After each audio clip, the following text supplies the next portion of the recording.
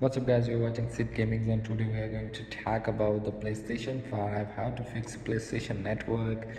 Here we are, settings, network, and go to the view PlayStation network status services. Sometimes the DNS is not working or a server is down, that's why you have a problem with your network, PlayStation network. Here you just select your region and then check the DNS is working and the server is working up and good. If the server is working up and good, then you have a problem with your local network.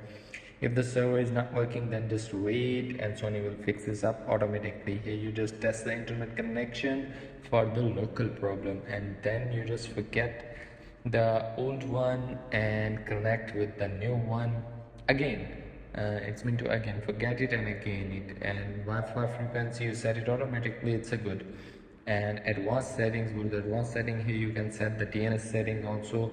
It's automatic, you can select it manual and change it to 8.8.8.8 and the secondary DNS to 1.1.1.1.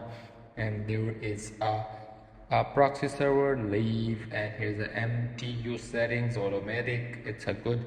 So that's how simply you can set the PlayStation network services.